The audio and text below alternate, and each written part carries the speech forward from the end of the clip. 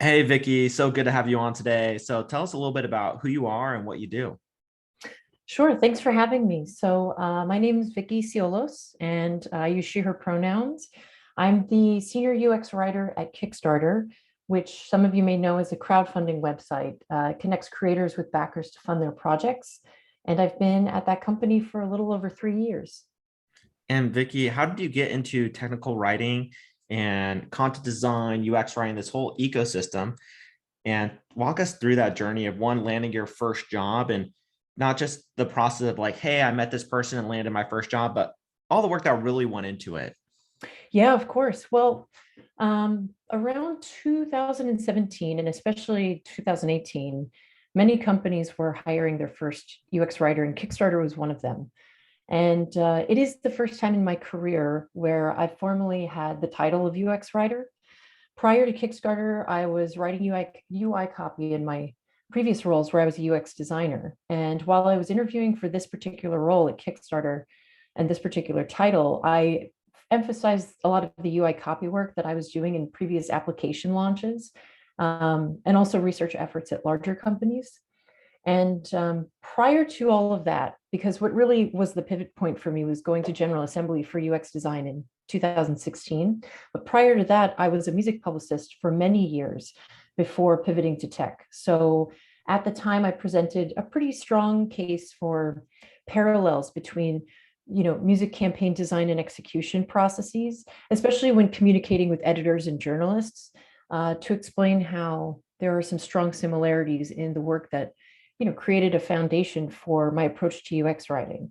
So one thing I always say to folks is like, try to find similarities in whatever it is that you were doing before, let's say if you're pivoting your career, like a lot of folks are these days, um, that it's not just about how long you've been a part of UX, but maybe how long you've been a part of the working field could also help emphasize your skill set.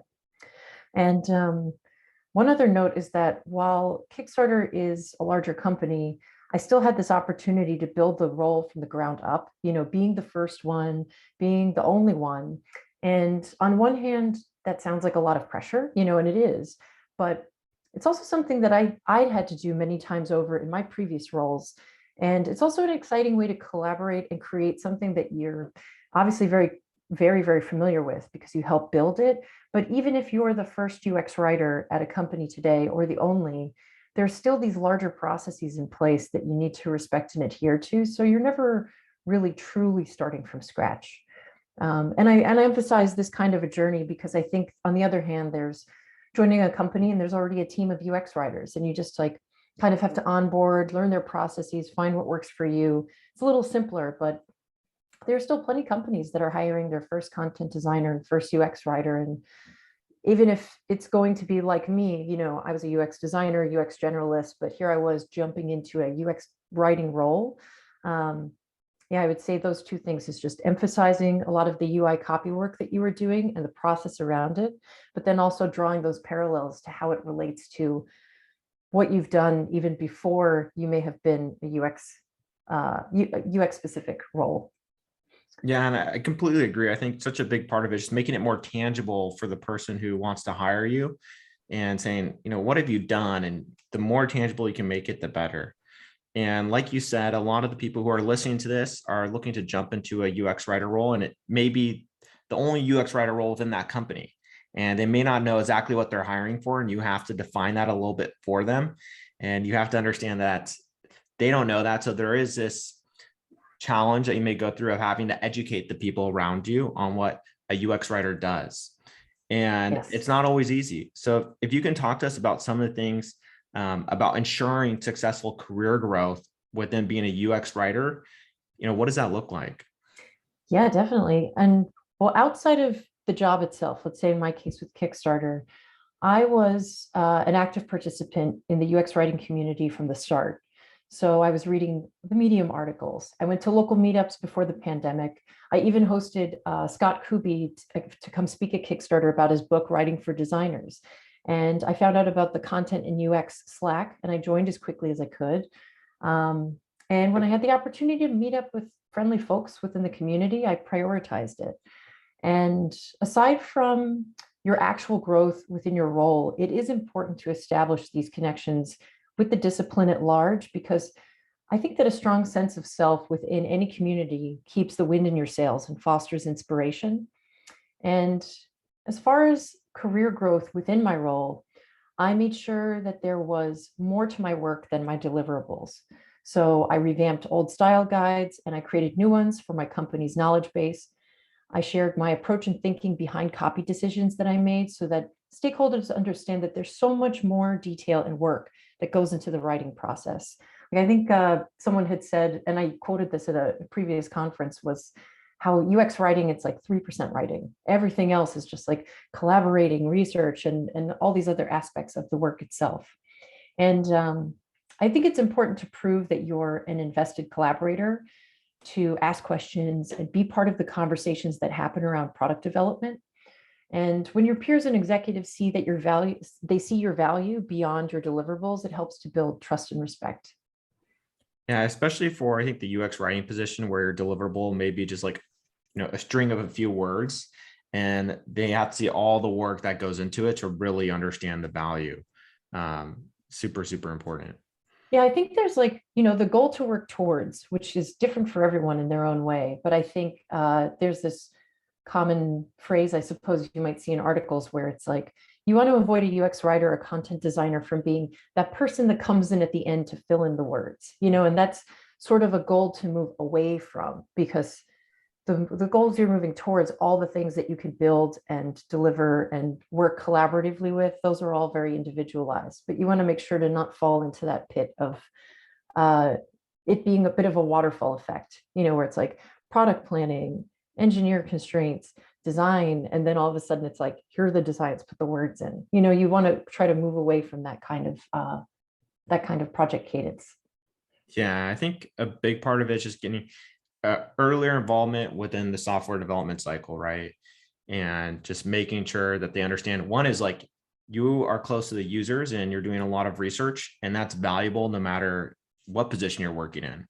And if you can better inform design, if you can better inform product managers, that will always be valuable. It's the ecosystem of knowledge. Yeah, I consider the product designers and product managers to be very close allies. I mean, I love working with everyone, with engineers and even non-product folks, but I feel like there's this sort of triangular relationship between the product designer, the product manager, and the content designer, where you kind of can harmonize together. And that's a big way to go about getting in early. Yeah, that's so true. I think because ultimately, that triangle makes things the most tangible for the engineers at the end of the day. You need all three Yeah. of those to be doing it. Now let's talk about some of the skills. I know we just mentioned some of the skills too, but if you could take a deep dive into some of the skills that you need to be successful every day, every week within a UX writer role, what does that look like? Sure. I would say on the softer side, patience is a big one. It's crucial to make sure that everyone feels heard and that you value their input. And I'd say it's equally as important as, in establishing your own sense of autonomy and authority in your role. I've also learned that it's important to establish some kind of relationship with your translation department. If your product is localized, that's whether you're directly involved with their processes or you're simply have an open channel of communication with them. It helps because then you become aware of things like text expansion and other grammatical rules that could create friction in the localization process. I mean, I'm not expected to speak multiple languages fluently, but I've just learned so much from communication and feedback with my organization's localization manager. And it's important to stay informed on what other tools are out in the world. What third-party applications could you use to improve your process? Or how are other departments like user research or customer support sharing their work? And every bit of data really helps to inform your understanding of the company you're working for and the product you're building. So true. And I guess one other thing too is that I think it's important to keep reading and writing in your own time. Writing is a skill like a muscle. It needs to be flexed and kept strong. And I personally, of course, go through dips, but I find that when I'm journaling or working on a writing project or even feeding my brain with books, my wheels are always turning. Yeah, I think ideation is a skill that you got to nurture, right? Yes. Big I believer agree. in that. Now, when we talk about some of the things that may help you out with working through communication with other team members, or sometimes just even better ideation, often you're using tools to help you with that process. So, what are some of your favorite tools when it comes to the work that you do? Yeah, well, I'll talk about the tools themselves, and I guess they're all collaborative in their own way, but Figma is my primary tool, because though I sometimes play around with copy variations in Google Doc while I'm brainstorming, it is important that the UI copy is shaped within the context of the visual medium where it's going to live. And also Figma recently improved their commenting feature. It was already very functional, but now they've added a lot of extra features to it where it's not only highly functional, but it also is very similar to the behaviors of other highly collaborative docs like Google Docs and Miro and other platforms. Um, on a more personal level with tools, I lean on a handful of tools for gut checks. So I'll sometimes use a thesaurus or even Google Translate when I'm brainstorming just to generate variants when I'm working on my own. Kind of helps me to get out of my own head and consider alternative options. But as for organizing my work, my company, we use a lot of Atlassian tools. So there's Jira, Confluence, and I've really taken to them. We had moved over there from Trello, and I think the thing about Trello is that it's very highly visually customizable. So there can be a lot of ways to parse through information that are more color coded. But so when we migrated to Jira, I remember one of the first things I thought was like, well, this is a little sterile. It's just very white and just like not a lot of, it has a lot of bells and whistles, but you really have to dig to learn what they are. But now that we've been a ways into it, I love it because there's so much integration and it's easy to connect tickets and, the commenting features and the organizational features. So it'll primarily be Jira where I organize the work itself that I'm doing. And then Confluence might be long-term documentation, or also it's especially where a lot of the product managers will leave their documentation and link it up to the Jira tickets that I'm working in. So I'd say a lot of what I do lives between Jira and Figma. But as far as another personal tool that I like, I think it's good to get something that measures readability scores. I personally use Readable, but I've heard of other ones like Hemingway, and I know there's another one, but I'm forgetting the name. But it just helps gauge the readability of what I'm working on, based on grade level, clarity, and some other factors. And it's just kind of nice to have that helpful hand to guide you. And I think, one of the big things that you alluded to is working in other people's workflows. Like if your team's working in Jira and Confluence, it's easier to understand their workflow when you work and use the same tools as them.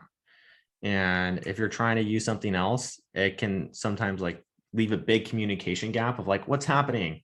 And you don't want to spend like 30 minutes trying to find a file because, someone's trying to ask you to find it in a certain software that they use. Yeah, yeah. Yeah. I used to, when I may have mentioned this earlier about how I use Google Docs as sort of a brainstorming scratch pad. But about 2 years ago, I used to do it where the design lived in Figma, but a lot of my copy work happened in Google Docs. But I would do something, let's say in that case, where the title of the Google Doc was the same exact title of the Jira ticket. So, and that would also sometimes be the same exact title of the Figma file. And it helps with historical reference because I've had a few moments where I've thought like, oh God, yeah, didn't we work on this feature a year ago? And you can just find it because you kind of have a general idea of what it was called, and they're all called the same thing in different places. Or maybe the Google Doc has a link to the Jira ticket and the Figma file as well, and everything's just kind of interconnected with one another. Um, yeah, and I think also just adopting the tools that others use. I mean, it may be tough if, let's say, you're starting a new job and you're like, I've never used Jira, or no, I always used to use Asana or Trello, and now I have to learn something new. Um, it just kind of helps in the end because if an organization is investing in an enterprise account for all of their employees or most of their employees to use, then it probably has the right kind of features and aspects to it that'll serve them best. Yeah, I mean, you would hope. Yeah, right. I mean, that's the goal. Yeah.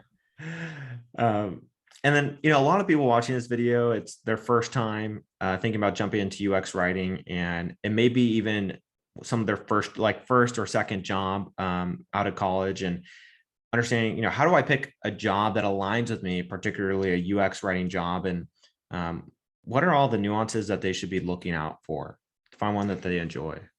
Sure, yeah. I mean, I think it's important to have an interest in the company itself when you're perusing job listings. You might want to ask yourself, what is their value proposition to their audience or their users? And while the company matters quite a bit, though, I think it's crucial to evaluate your impressions of the people that are interviewing you after you apply, because these folks will be your day-to-day colleagues. And if you feel a spark or connection that you can put your finger on, then that's a great sign. And also, when you're in the interview process, think about what you need from them. Is it the company benefits? Is it work-life balance?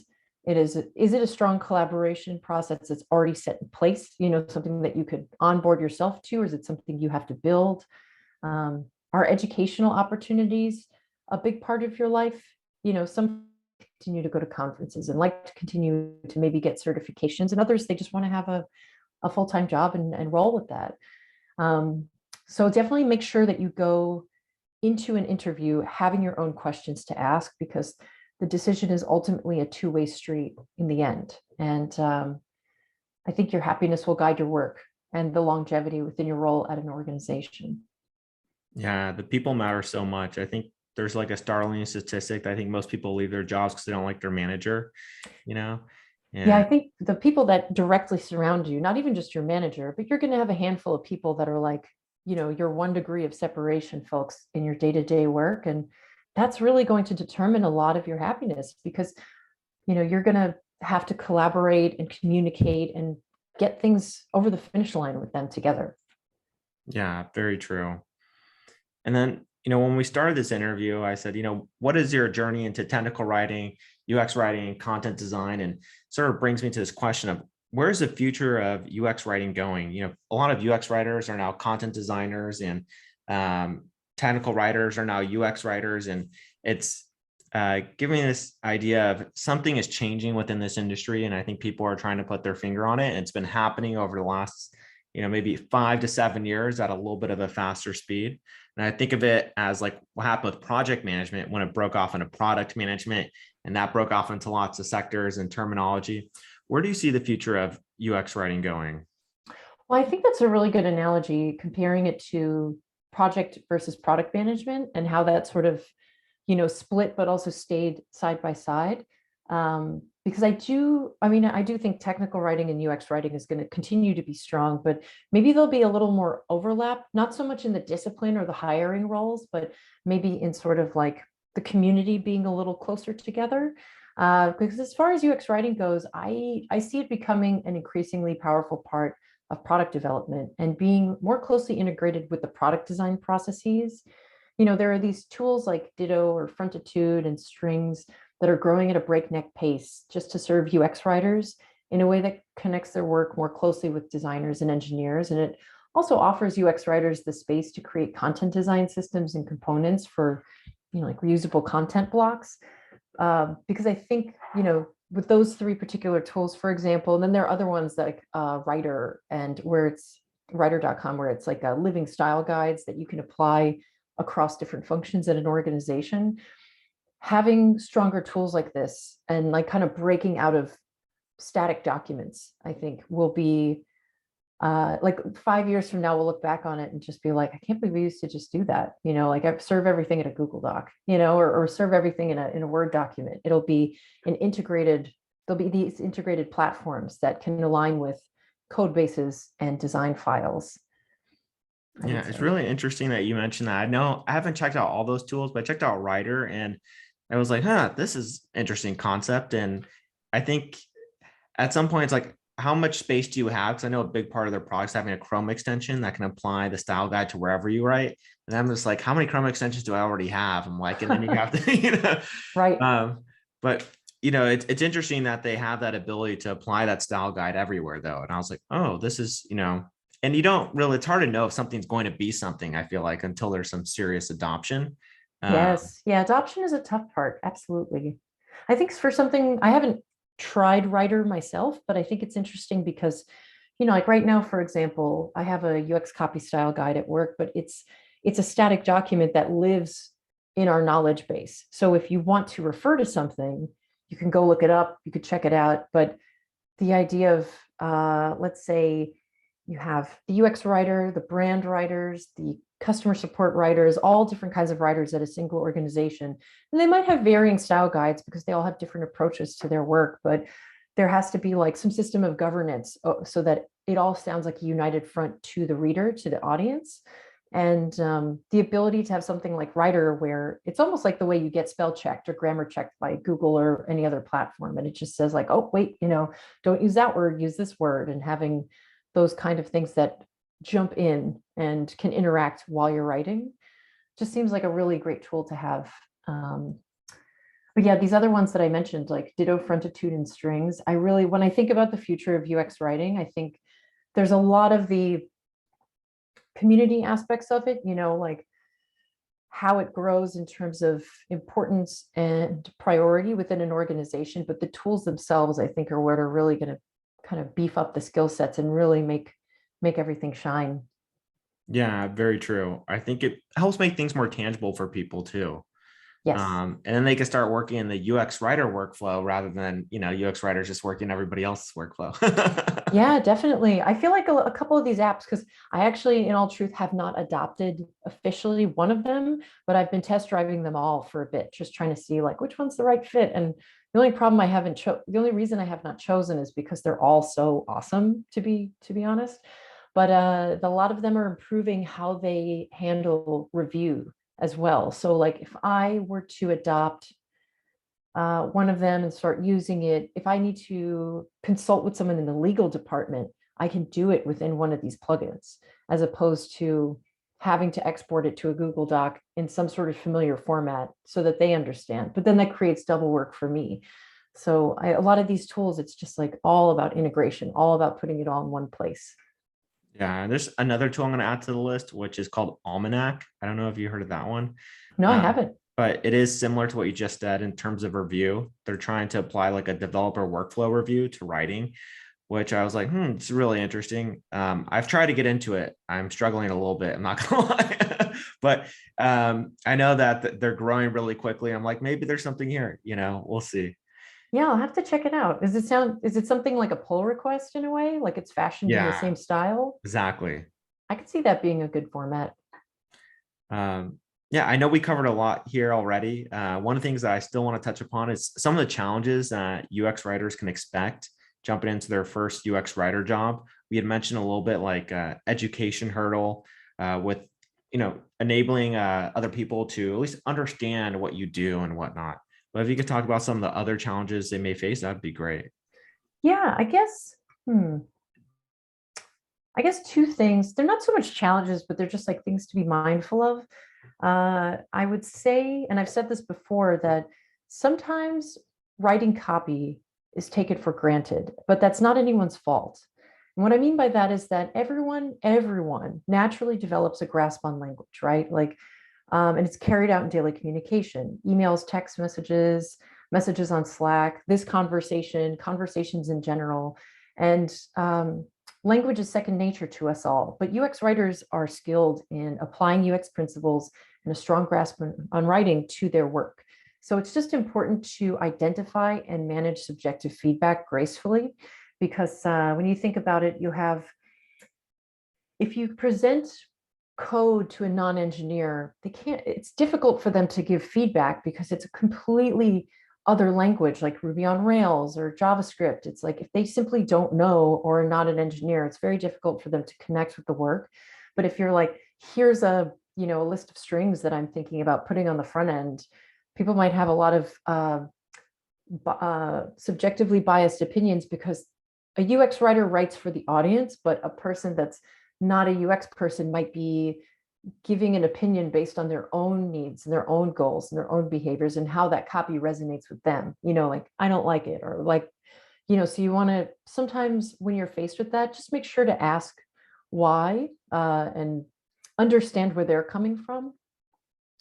And then another thing, which is somewhat related too, is that at least in tech and specifically in digital products such as websites or apps, everything is or should be iterative. So I think, you should obviously do your best to deliver quality copy, but remember that there's always an opportunity to test and improve on what's been put on production. Because I think it's easy, especially as a writer, to fall into this mindset like we have to absolutely nail it on the first release. Like we're really launching a new feature and we're putting the UX copy together and like it has to be perfect. It's like, what does that even mean? We've done enough testing to understand what we need to build, what our value proposition is, what we have to say. We've built the thing, we've ran usability tests, we've had the launch, but the world changes, life changes, the company changes, the product changes, and our audience changes. So it's like, whatever you're doing now, it could be ripe for change and optimization in the future. So nothing is ever really permanent in what you do. And I think that's a scary part of working in technology is there's always areas that are going to change and it's continuous improvement, right? Yeah. So It's I good know to see it again, as an opportunity, I think, rather than like, oh no, like I how think long it's a is this learning going to last? opportunity. Yeah. It's like, hey, you get to learn about this new audience. You get to learn about who they are, their interests, what they like, how they react to things. And I think all that's super cool. I think Yeah, being a technical writer and UX writer, especially any position that's just close to users, is where you ultimately get to learn the most and you get to keep learning. Yeah. I agree. So next question here is just simply, is there anything that you feel like we didn't cover today that you would have left for the students? Because I know we went over a ton of things and we're coming to the end here. So anything you can think of? Well, I guess one interesting thing too is that sometimes, because I've spoken with folks in the past that have been considering making the change or going after UX writing, and a lot of them have asked me like, how did I know that it was right for me? And I will say that I knew immediately that UX writing was for me because I was blazing down a path to become a UX designer. And then the role of UX writer began to emerge in early 2017. And paired with my history in journalism, publicity, and just general love for writing and language, it immediately spoke to me as the right avenue for my personal interests and skill set. Like sometimes you just know. And I think for folks that are uncertain, the best thing to do is just read about UX writing and talk to other UX writers. When I was first making my journey into UX design, years before UX writing, I had some friends that, one of them was a UX designer, one of them was an engineering manager that worked with UX designers, one of them was a UX researcher. I kind of really looked around at my circle of friends and said, like, who's doing what? And I was not even really in the tech world at all, but basically called them up and interviewed them. Not very dissimilar to what we're doing now as well. And just kind of asking them, like, what is your job like? What is your day-to-day like? What are your favorite things? What are your challenges? Just to kind of hear them talk about their work, but also kind of see if that bubbled up any feelings inside of me as well. Yeah, I think that's a great way to do it. Ultimately it's like go to the source, right? Yeah. Because if you're networking too, networking doesn't always have to be like asking for a job or asking for an interview. I think it actually goes a really long way. And I feel like the UX writing community is filled with this, like folks that just want to reach out and connect, like folks that just want to say hello and, just want to talk to other UX writers and kind of get a sense of, like how happy are they? What do they do? And hear more about the actual goings on of their work. I do think it might come with the job of, in order to be a UX writer, you have to have a sense of curiosity. Absolutely. Absolutely. Yeah. I agree. Um, well, Vicki, thank you so much for being here today. I really appreciate you taking the time to spend with us and all the different topics you covered. Now, if students want to go ahead and connect with you on LinkedIn, can they go ahead and do that? Yeah, I'll make sure you have the link so that way you can put it in the caption for the video. Awesome. So if you are watching this video, make sure to go down to the caption description area below and you'll see her LinkedIn profile right there. So you can go ahead and connect with her. And there we have it. Yeah, again, thank you and we'll rock and roll from here. Awesome. Thank you so much. Take care.